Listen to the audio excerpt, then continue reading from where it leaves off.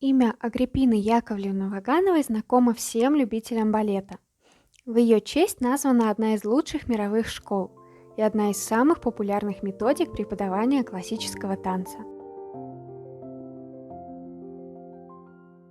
Привет!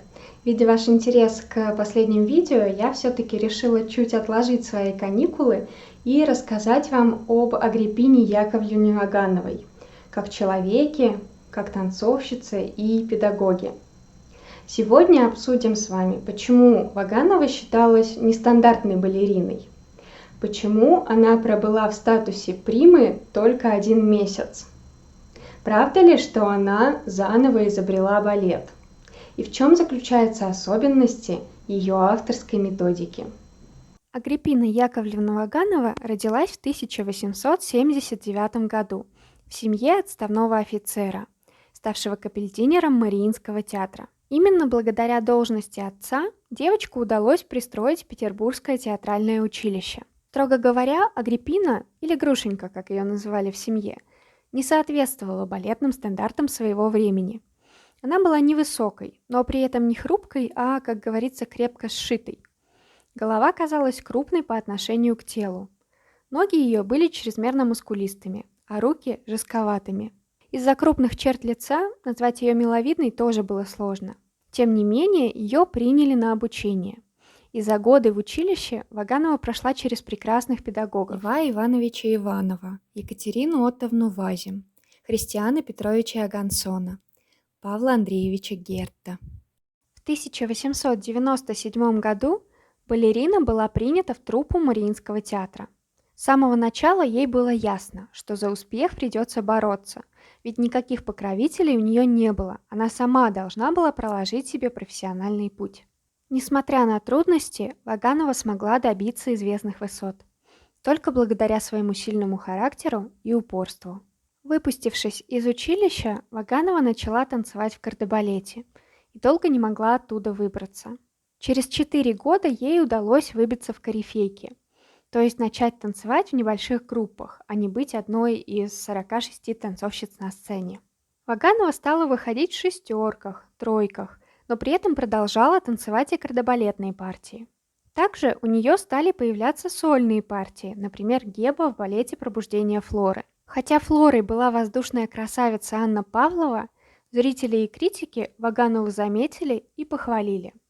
Также в годы работы в Императорском театре Ваганова появлялась в «Баядерке», «Спящей красавице», «Тщетной предосторожности», «Пахите», «Капеллии», «Дон Кихоте» и других спектаклях. Критики нередко ругали Ваганову, например, за жесткость рук, и говорили, что ей как будто больше подходила виртуозная итальянская школа, чем мягкая русская пластика. Дирекция ее не слишком жаловала за строптивый характер и острый язык. Остались записи о выговорах балерине Вагановой за самовольно укороченную юбку, заигрывание со сцены с публикой и неуместный выход с роскошными бриллиантами на головном уборе. Мариус Иванович Петипа, возглавлявший балетную труппу, тоже не то чтобы любил Ваганову. Ему нравились балерины-красавицы, а Агриппина Яковлевна, как мы помним, не отличалась красотой и не могла похвастаться выразительной мимикой. Но артистка не сдавалась, она постоянно работала над своими недостатками, совершенствовала технику и со временем превратилась в общепризнанную царицу вариаций. Ее сольные выходы отличались потрясающей технической чистотой и легкостью. Правда, по утверждению современников, в танце с партнером все достоинства пропадали. В 1915 году Ваганова наконец-то получила статус прима-балерины, но побыла в нем всего месяц. Вскоре ее отправили на пенсию. В период революции 1917 года Ваганова переживала трудные времена. Застрелился ее любимый человек. Она осталась одна с маленьким сыном на руках и оказалась никому не нужной. Но в 20-х годах, когда Ваганова пришла преподавать в училище, все встало на свои места.